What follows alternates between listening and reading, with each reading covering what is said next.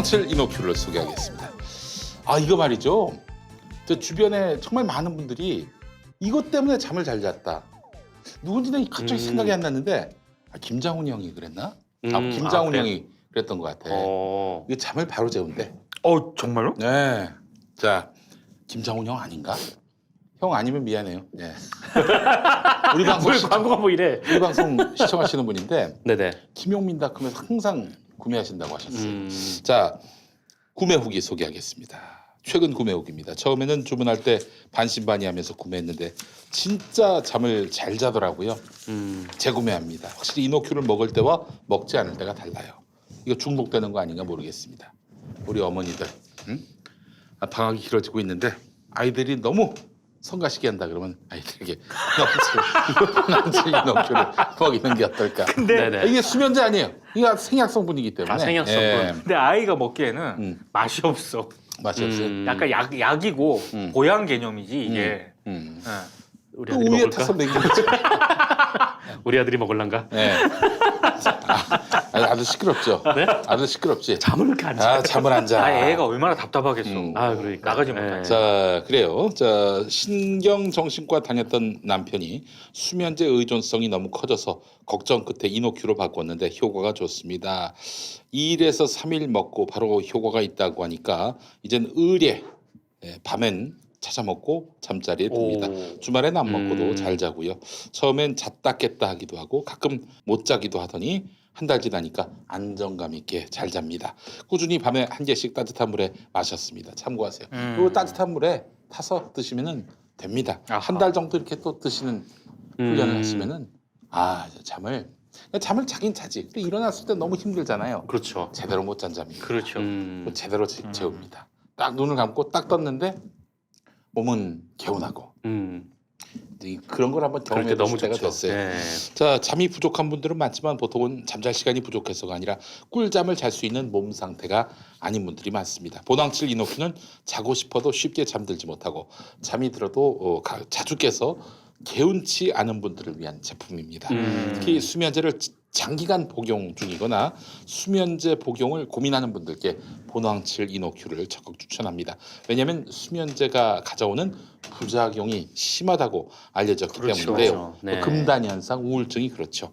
자, 보낭칠 이노큐는 제주산 황칠나무와 오가피를 주 원료로 만들어서 몸에 부작용이 없는 생약 성분입니다. 특히 황칠나무는 진시황의 불로초로 추정될 만큼 예로부터 몸에 좋기로 소문난 약재고요. 뇌의 긴장을 풀어주는 효과가 있는 것으로 잘 알려져 있습니다. 잠 때문에 고통받는 분들은 딱 한 달 동안만 보낭칠 이노큐를 잠들기 전 따뜻한 물에 타서 드셔보시기 바라겠습니다. 김용민닷컴에서만 압도적 최저가로 판매 중입니다. 정가 8만 원, 인터넷 최저가 59,900원. 그러나 김용민닷컴의 최저가 52,000원입니다. 이야. 여기서 사야 돼 여기서. 7,000원이나 싸네요. 보낭칠 이노큐. 정가가 8만 원인데. 그렇습니다. 자 여러분 많이 인터넷, 사랑해 주시기 바라겠습니다. 네. 굉장히 많은 분들이 네. 너는 누구를 지지하느냐 물어보시는 분들이 많습니다. 김효민 PD한테요? 네, 저한테 뭐 내가 지지한다고 뭐 무슨 나 따라서 투표하실 것도 아니고 네. 기본적으로 저는 민주당이 그 어떤 선거에도 투표권이 없습니다. 내가 지지해 봤자예요. 네. 그래서 뭐 열린민주당 지지하냐, 뭐 정봉주 의원이 네네. 거기 계시니까, 뭐 혹은 뭐 시민을 위하여, 혹은 연합정당 어느 편도 아닙니다, 여러분. 정말 어느 편도 아니고 저는 진짜 이 분야에 있어서는 정말 기계적 중립을 지키려고 하고 있고, 일단 무엇보다도 제가 누구를 지지하느냐, 혹은 뭐 누가 되기를 바라느냐 이건 절대 중요하지가 않아요. 우리 훌륭하신 시민들께서 알아서 판단하실 일이지. 저는 뭐 제가 어느 편을 지지하는 거 이거 관심 갖지 마세요. 밝히지도 않을 뿐더러 내가 밝힐 줄 알았지. 네, 관심 갖지 말아주시고 다만 이 마타도어에 대해서는 제가 한마디 하지 않을 수가 없습니다. 마타도어를 하는 사람들이 있나요? 뭐 저를 마타도어 해봐야 뭐 소용이 없는 거죠. 제가 출마하는 것도 아니고.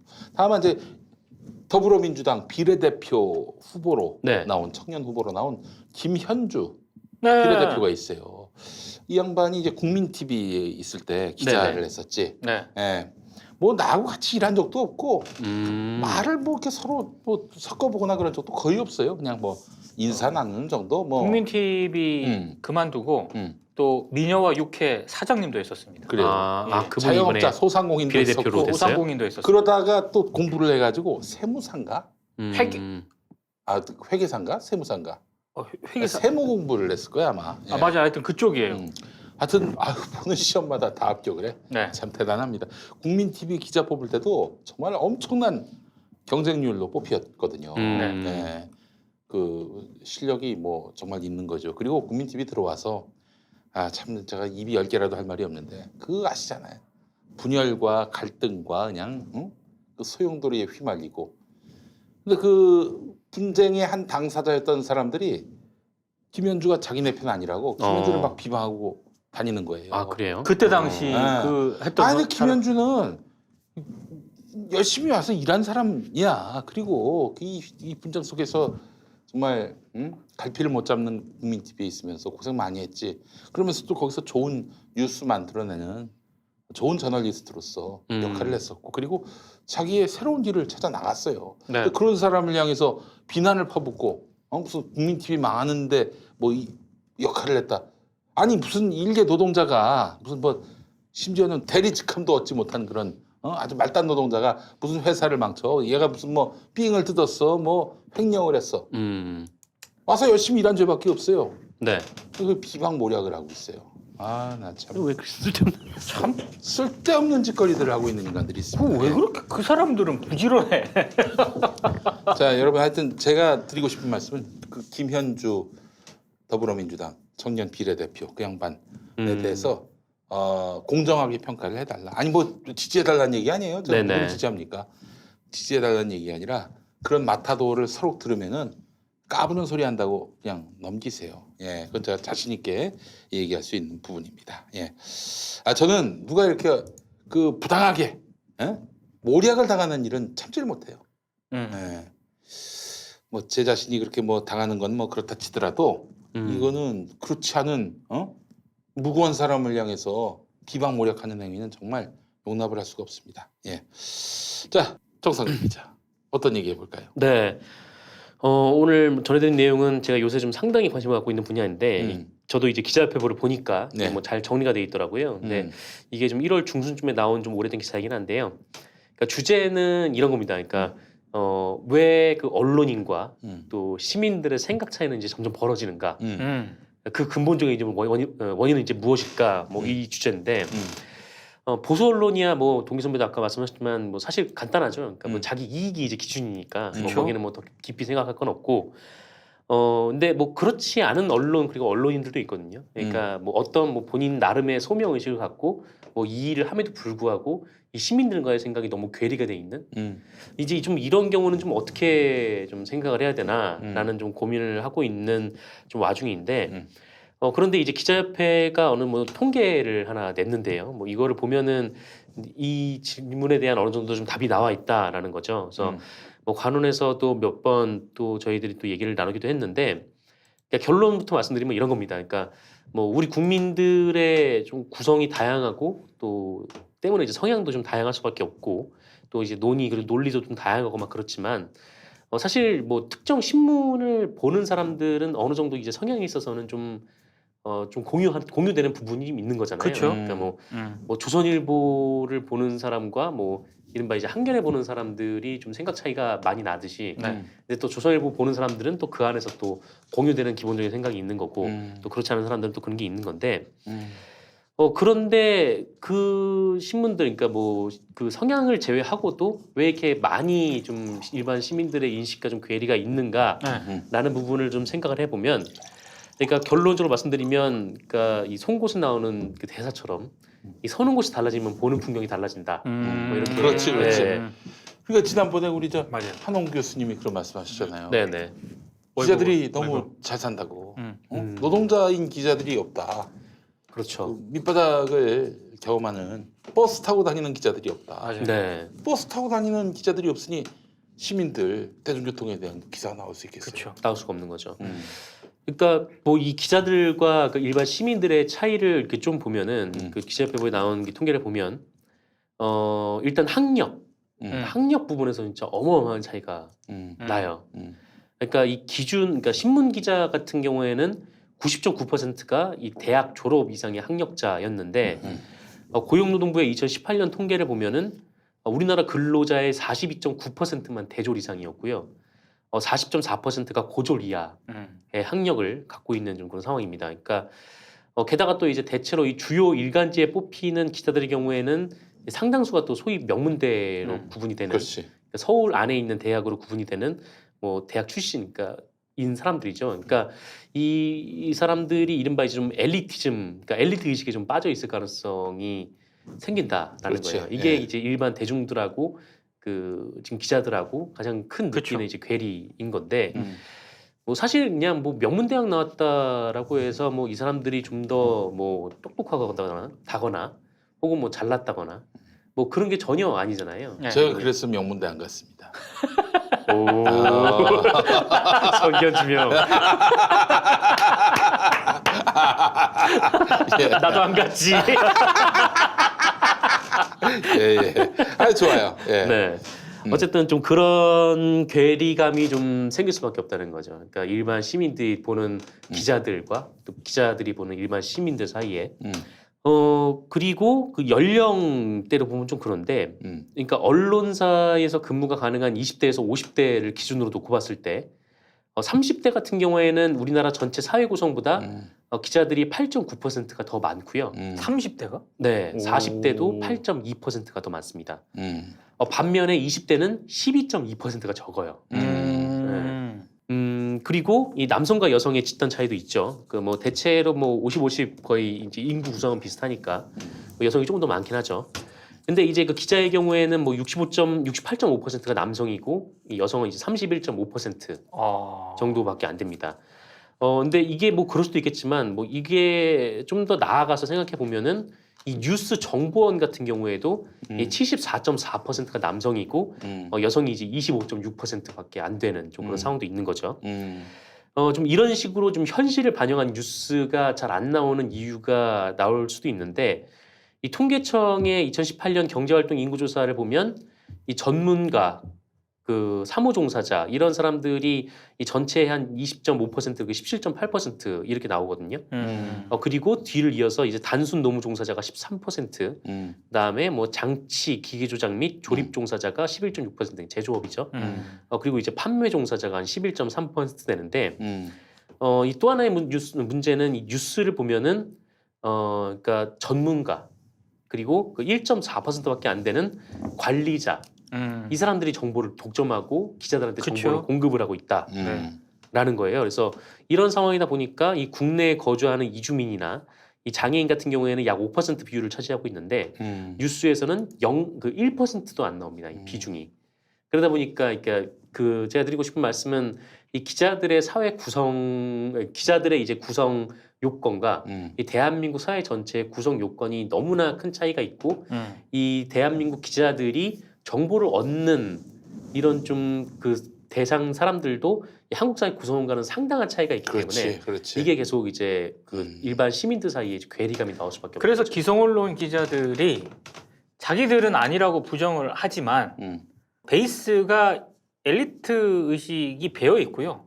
그리고 그 자기네들 시청자와 독자들에 대해서 항상 그 가르치려고 하는 그런 태도가 있어요. 다 그렇다는 건 아닌데. 그러니까 이게 지금 관습적으로만 이게 나오는 거죠. 그러니까 그렇죠. 예를 들어 보면은 막 그 많은 이제 그 대중들이 사람들이 어떤 기사에 대해서 굉장히 불쾌감을 느끼고 화가 나서 여기에 대해서 막 이렇게 비판을 막 쏟아내요. 네. 뭐 어떤 사람들은 정말 뭐 과도한 댓글을 달기도 하지만 또 어떤 사람들은 또 전화로 연락을 해서 또 내가 믿었던 신문인데 정말 이러면 안 되지라고 호소하는 분도 계시고 하여튼 여러 층위가 있겠죠. 네. 그러면 이 사람들의 의견을 받아서 기자들은 어떤 식으로 기사를 내냐면 이거를 전문가한테 물어보는 거예요. 그렇죠. 전문가 씨발 지하고 친한 사람, 네.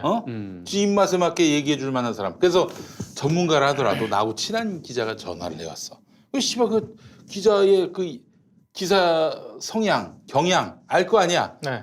그래서 그 사람의 기사의 그 흐름에 역행하지 않은 그런 멘트를 던져주는 거 아닙니까? 그렇게 해서 일조하는 거야. 그 전문가가 무슨 바이블이야? 그 전문가가 무슨 전지전능해? 그리고 꼭 지하고 닮은 또 지 취향에 맞는 사람만 전문가라고 해서 그렇게 인터뷰했다고. 그리고 물론 이제 네. 취재원도 어. 모든 취재원이 그렇다는 건 아니지만 너무나도 이 좀 친분 관계가 있고 이래가지고 이제 어떤 사안에 대해서 이제 코멘트 같은 걸 요청을 할 때가 있어요. 그러면 아마 정상근 선수도 경험했을 것 같은데 제 몇몇 취재원 중에 한 분은 이번에는 어떤 멘트를 해줄까 뭐 이렇게 하시는 분들도 있습니다. 심지어는 그런 사람도 있어요. 기자가 다 써놓고 이렇게 써도 될까요? 그런 사람 있어요. 있어. 네. 진짜 있어. 진짜 있어. 뭐 이번에는 뭐 이렇게 해도 되겠습니까? 이렇게 처리할게요. 그러니까 뭐 이런 그런 분도 경우도 있다니까? 뭐 없지 않아 있죠. 네. 그런 사람도 봤어요. 어떤 사람 전화 통화도 아니고 문자로 보냈어. 이렇게 써도 되겠죠 했는데 아직 읽지도 않았어. 근데 기사로 나왔어. 기사로 나와가지고 읽지도 않았는데? 아이 자식 왜 이렇게 전화하지 왜 이렇게 문자로 떨렁 보내 이러는 사람들 봤어요. 그런 사람들. 또 얼마 전에 또 그 그건 좀 어디죠? 심하다. 응? 그 리얼미터 누구시던가 하여튼 자기가 멘트를 하지 않았는데 멘트가 나갔다고 막 맞아. 배종찬 소장이었나? 하여튼 뭐 그런 경우도 있었고. 음. 예. 그러니까 이게 전문가가 물론 필요한 영역이 있죠. 그러니까 이를테면 뭐 코로나19라든지 또 뭐 이번에 뭐 신천지라든지 뭐 이런 부분에는 이제 일반 대중들이 이제 잘 모르니까 물론 이제 뭐 신천지 당사자도 취재를 하고 또 뭐 그래야겠지만 전문가들의 멘트가 필요한 영역도 있는데 네.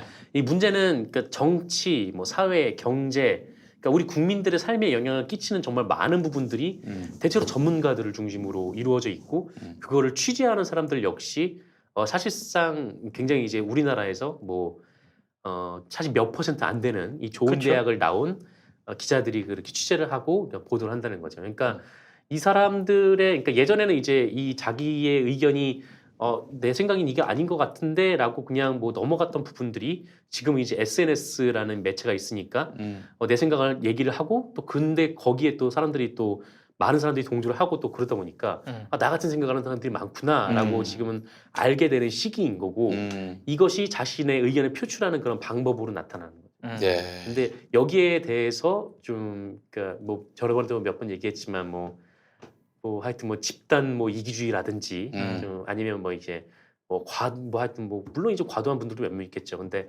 하여튼 그런 식으로 이제 배척하거나 좀 이렇게 하는 거는 좀 언론에 좀 언론이 해야 될 자세는 아닌 것 같다. 네. 그런 생각이 듭니다. 아유, 맞는 말씀이에요, 진짜. 특히 이제 의견은 다양할 수 있는데 다양한 의견을 담아야죠. 우리 평화나무 같은 경우에 권지현 센터장이 아주 잘하고 있는데 그 누구를 비판해야 돼. 그럼 반드시 그 사람한테 전화를 합니다. 네. 그럼요. 전화를 해서 이야기를 끝까지 들어요. 뭐 한정 없이 들어. 네. 그렇게 해서 보도합니다. 그런 거 없이 너무나 뻔하다 판단하고 그냥 지뢰 기사를 못 쓰게 해요. 그래서 우리 저 평화나무 기사를 보시면 아시겠지만 단신 이런 게 없어요. 어뷰징 기사 이런 것도 없고 그런 거 뭐 남들 다 아는데 굳이 할 필요가 뭐가 있겠어요. 예, 그게 당연한 거고 주진우 기자 같은 경우 우리 잘 나가시는 우리 엘리트 기자들이 굉장히 싫어하는 무시하는 주진우 기자 같은 경우에는 기사 자체가 굉장히 기획성이 있잖아요. 단신 기사 쓰거나 그러진 않잖아. 그래서 누군가를 타격을 입혀야 돼. 그 타격을 입힐 대상한테 그 잡지가 나오기 전날에 전화를 해서 이렇게 해서 이렇게 해서 기사가 나온다. 알려줘요. 그럼 상대방이 뭐 반발하기도 하고 체념하면서 알았다고 심지어는 뭐 고맙다고 한 사람도 있었고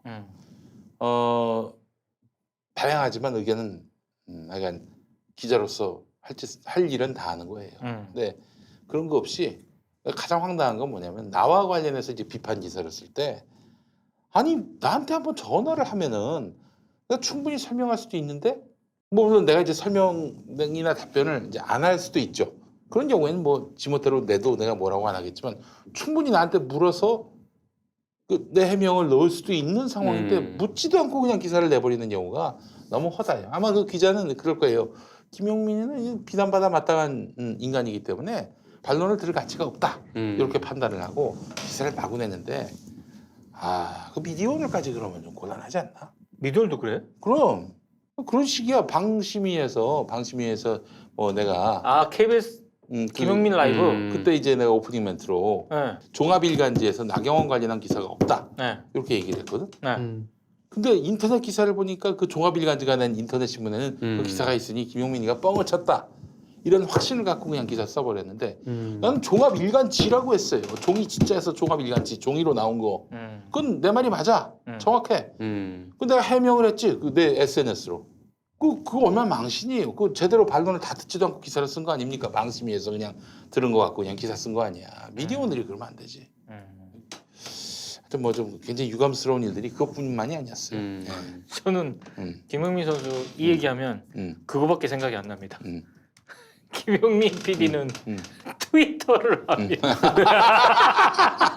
소위를 하고 야, 있는. 나 같으면 진짜 네. 전화 걸어서 요즘 어떻게 지내십니까? 라고 물어보겠다. 어?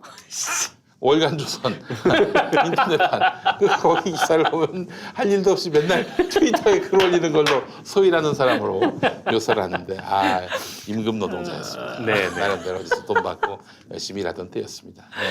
네. 요즘 그런 사람이 따로 있어요. SNS에 막 글을 올리면서 그러면서 소위라고 예를 들면 언론에 기고를 해가지고 원고료를 받는 것도 아니고 네. 지 SNS에 글을 올리면은 이 거지들이 동네 거지들이 몰려와가지고 그걸 그대로 컨트롤 C 컨트롤 V에서 기사로 만들어냅니다. 그러면 포털 네이버에서 탑으로 올라가. 어느 누구라고 얘기하진 않겠습니다. 진짜 네이버는 그 너무 잘 올려줘. 응?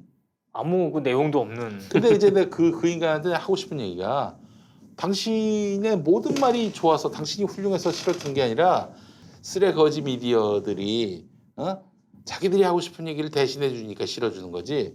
그 자기들 입맛에 맞지 않는 발언만 하면은 그때 아웃시켜요. 그러니까 그 쓰레거시 미디어와 함께 몰락하는 거야. 페인이 되는 거예요. 그런 길을 꼭 걸어야 하나? 라고 묻고 싶습니다. 예, 알겠습니다. 자, 또 얘기해 볼까요? 네. 그러니까 김용민 PD님께서 용모가 마땅한 사람이라 그렇게 한 건가 했는데 용모가 마땅한 사람 또 한 명 있어서 예. 그 얘기를 좀 할까. 누굽니까? 네. 김어준 총수가 요새 네. 언론 지면에 굉장히 많이 나오고 있어요. 지면 아니고 이제 인터넷 그 뉴스로. 이게 지난 6일이었죠. 네. 6일에 이 김어준 공장장이 김어준의 뉴스 공장에서 이 오프닝 멘트로 대구의 코로나 확진자 비율은 이 대구 시민 560명당 1명이 됐다. 이런 추세라면 이 다음 주면 400명, 300명당 1명꼴로 코로나 확진자가 대구에서 나오게 될 것이다. 중국이 정말 문제였다면 인구 2,300만 수도권은 왜 10만 명당 1명꼴로 확진자가 나오겠냐. 뭐 그렇게 얘기를 하면서 결론은 이게 이제 그 대구 그 신천지 코로나, 뭐 대구 코로나 이렇게 얘기를 했다라는 게 이제 언론의 주장이죠. 네. 근데 이게 기사가 좀 굉장히 많이 지금 쏟아지고 있는데 뭐 과할 정도예요. 네, 엄청나요. 지금 그 시청자 게시판에 올라가 있는 이제 글들을 이제 긁어서 뭐 김어준 하차라 뭐 이런 보도들도 굉장히 뭐 쏟아지고 있고 심지어 박원순이 침묵하고 있다라는 유수원 기사, 네. 유수원 기사. 기사도 지금 나오고 있고. 이게 진짜 완전히. 네. 참고로 이제 TBS는 서울시 산하가 아닙니다. 그렇죠. 네. 사단법인 그 사업소가 아니에요. 네. 기사도 안 봤나. 네. 그래서 지금 관심이 없어 그런 거죠. 한번 좀 검색해 보면 단번에 나오는데. 네네. 예. 이렇게 지금 뭐 그냥 완전히 지들 그 뇌피셜대로 가고 있어요 지금. 김어준을 이참에 죽이자, 날리자, 뭐 이런 쪽으로 지금 뜻을 모으고 있습니다. 네, 그러니까 우리 코로나 사태는 뭐 대구 사태이자 신천지 사태다, 뭐 이렇게 얘기를 했다라는 건데, 그게 이제 뭐 대구를 폄하한 거다, 이 대구에 대해서 막말한 거다, 이런 보도가 지금 쏟아지고 있죠. 그래서 뭐 관련 검색어도 지금 뭐 김어준 대구 망언 이렇게 관련 검색어가 이제 클러스팅 돼가지고 나오고 있더라고요. 네, 어쨌든 뭐 그런 상황인데. 근데 이 뉴스공장을 들으시면 저도 이제 매일 아침에 좀 듣고 있는데 뉴스공장을 들으시는 분들은 알 거예요. 이게 좀 뭐랄까 어떤 맥락인지. 네, 이게 어떻게 보면 대구 뭐 코로나 이런 식으로 네이밍을 하기 위해서 이게 한 말이 아니라 그 맥락이 아니죠. 네, 뭐 그 맥락은 전혀 아니었고. 그러니까 이 보수 야당은 그러니까 뭐 대구 시민들이 요구하는 뭐 신천지 뭐 수사를 뭐 검찰에 압박하지 않는 이유는 뭐냐, 뭐 검찰은 또 왜 움직이지 않느냐, 또 언론은 왜 비판하지 않느냐, 이렇게 좀 이 얘기가 이제 핵심이었던 거죠, 이날 오프닝 멘트는. 그리고 사실 김어준 공장장이 계속해서 이제 우한폐렴이란 단어 네이밍 자체를 계속 반대를 해왔기 때문에 그런 맥락에서 보면은 뭐 대구 뭐 코로나 이렇게 이름을 붙일 이유도 전혀 없는 좀 그런 상황이었던 거죠. 그렇죠. 네. 그 양반은 그 얘기예요. 아니 대구 우한 코로나라고 하듯이 대구 폐렴이라고 해야 된다. 아, 대구 코로나라고 해야 된다. 그 취지가 아니잖아요. 그렇죠. 네. 취지를 정확하게 읽어야지. 그러니까 지금 그 예를 들어서 네. 말꼬리를 잡아가지고 뭐 진짜 한번 정략적으로 이용해 보겠다. 이런 맥락이라면은 만약에 나경원이 했던 우리 일본 표현을 만약에 여권 인사가 했다. 어떻게 됐을까? 김어준이 했다. 어떻게 됐을까? 뭐 십자포를 맞았겠죠. 십자포화를 맞았겠죠. 예. 지금 보도가 엄청나게 많아요, 정말 이 관련과 관련해서. 아니 그러니까 끌어내리겠다는 의도인 거죠. 그리고 이제 일부 이제 민주당 출신의 뭐 좀 이제 정치인들이 이 부적절한 발언을 했는데 여기에 또 이제 묶어가지고 같이 이제 김어준 총수를 혹시 나도 혹시 거론됩니까 거기? 이 형은 악몽이고 아 그쪽은 부적절이고 부적절이고 알겠습니다. 예예 예. 아이고 그쪽에 좀 끼고 싶은데. 참고로 포털에서 김용민 악몽 쳐보시면 굉장히 많이 나옵니다. 아니 예. 상식적으로 생각을 해보세요. 예. 특정 지역의 이름을 예. 넣어가지고 예. 그걸 표기하는 거를 기속적으로 반대한다고 누차 방송에서 그렇게 얘기를 하고 또 패널 섭외해가지고 그게 가진 문제점 끊임없이 방송에서 지적을 해줬는데 그 대구 사태라는 그 워딩만 탁 해가지고 그 맥락이 아니라는 걸 충분히 아는 상황인 거고 심지어 차라리 좀 저는 정말로 문제를 삼을 거라면은 아까 그 전수진 기자 있잖아요 중앙일보 이번에 뭐라고 그러냐면요 이게 저는 이거야말로 왜곡이라고 보는데 이번에 쓴 그 자기 칼럼에 출장 기간 내내 미국의 모든 뉴스에서는 그 한국의 신종 코로나 바이러스 관련 뉴스가 톱이었다 이러면서 간판 아침 방송 굿모닝 아메리카 진행자들은 매일 첫 소식으로 대구의 우한 바이러스 소식을 전했다라고 이렇게 썼어요. 대구의 우한 바이러스. 근데 정말로 굿모닝 아메리카 진행자들이 대구의 우한 바이러스라고 얘기했을까? 아니에요. 얘네 영어 버전에서도 그게 아니라는 게 드러나. 코로나 바이러스인 대구로 돼 있어요. 대구 안에 그 코로나 바이러스라는 표기로 돼 있거든요. 지네들 영문판에. 근데 지가 쓴 칼럼에서는 뭐라고 그랬냐면은 대구의 우한 바이러스 소식을 전했다라고 이 앵커들이 미국 앵커들이 이거야말로 정말 특정 지역에 대한 혐오라든가 이런 걸 조장하는 멘트 이게 표현이죠.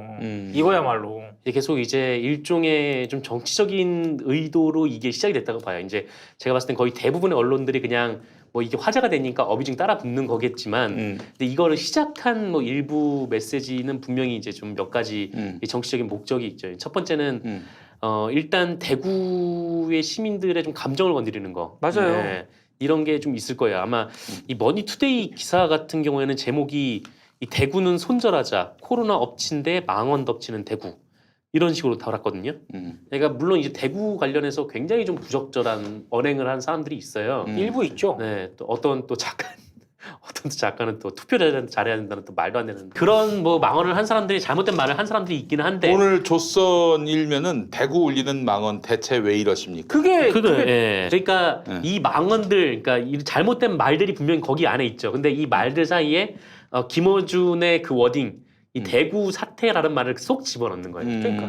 그래서 이 대구 사람들의 심령을 딱 건드려서 이 사람들이 이제 그 TBS에 이제 굉장히 성토로 쏟아내겠죠. 이 보도만 딱 본 사람들은. 전형적인 분노 유발 기사를 만들어내는 그리고 거죠. 두 번째는 이제 김어준이기 때문에 이렇게 그렇지. 공격을 가하는 것 같다. 이쪽에서 가장 그래도 큰 스피커라고 판단되니까 총선 앞두고 죽여야겠다 뭐 이렇게 나오는 거예요. 예. 그렇죠. 하여튼 뭐 그 김어준 총수에 대한 뭐 그런 뭐 생각을 가지고 있는 사람들이 뭐 분명히 있으니까요. 하여튼 좀 이런 두 가지 측면이 좀 엮어져서 지금 이런 이른바 이제 김어준 십자포 사태가 또 발생하지 않았나. 그렇죠. 물론 이제 총수는 뭐 신경도 안 쓰겠지만. 네. 이게 난독증 차원이 아니라 이 한마디를 딱 떼어가지고 이 사람을 대구 시민을 조롱한 사람으로 만들려고 지금 공작을 펼치고 있는 건데 야 먹히겠냐? 너희들 같으면 먹히겠어?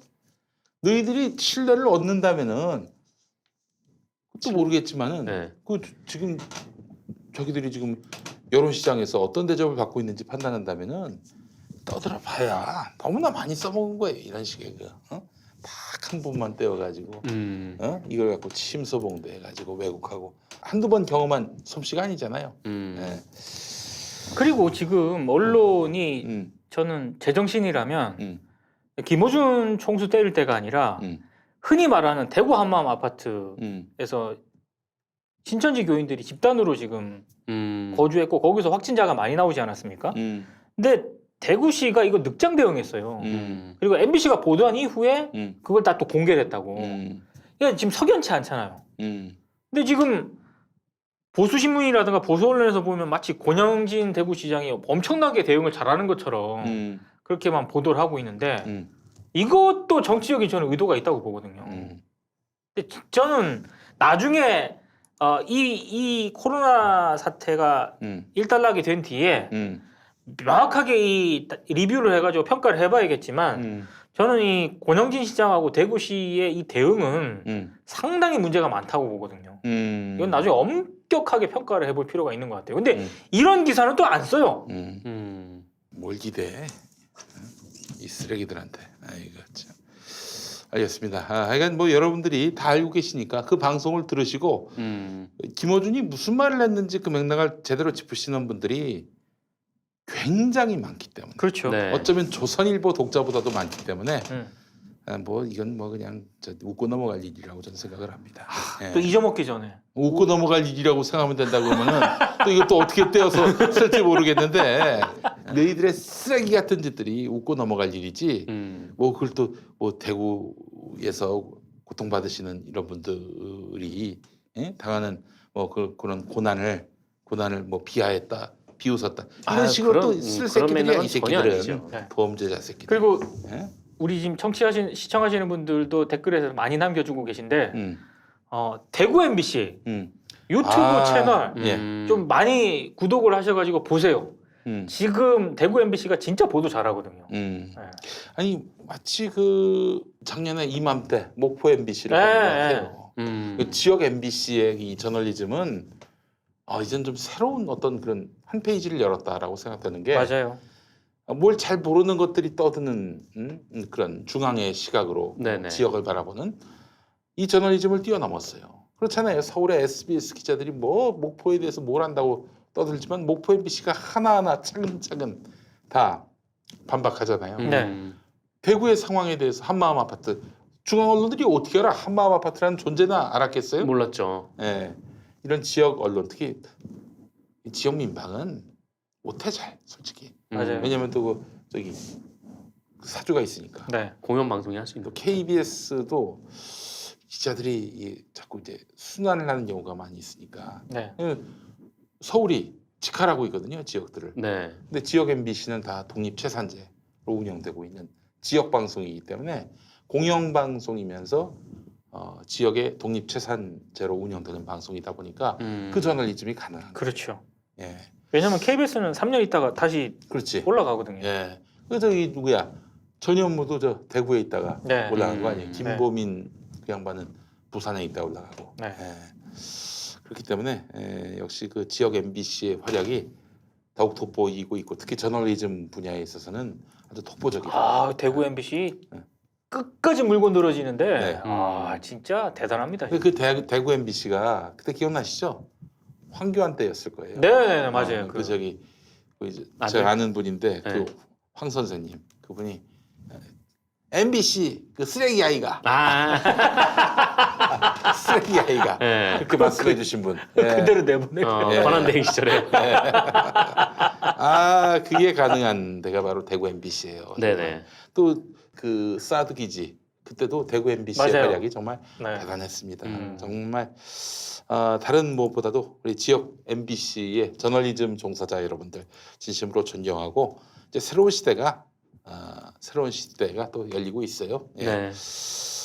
자, 그 시대에 또 이제 준비하셨던 그동안 우리 얘기했잖아요. 박대용 기자 모시고 그때 네. 얘기했었습니다만은 지역 MBC는 그냥 뭐 날씨, 뭐 폭우, 폭설 이런 거나 보도하고 저널리즘적 보도는 웬만하면 잘 다루지 않았던 그렇죠. 서울의 벽이 높았죠.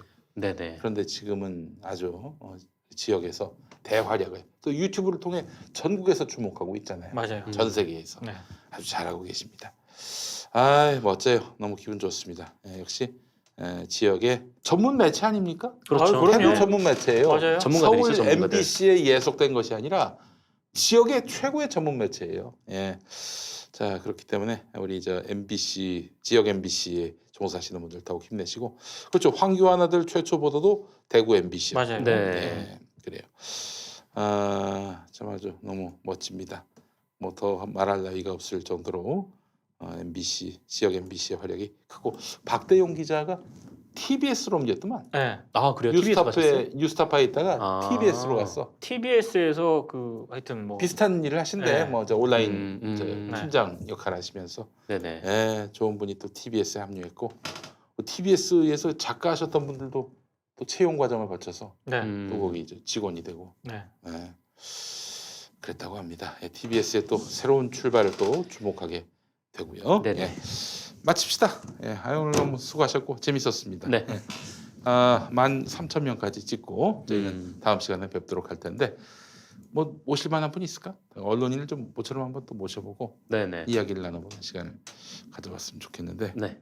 게스트를 한번 또 고민을 해봐야겠네요. 예.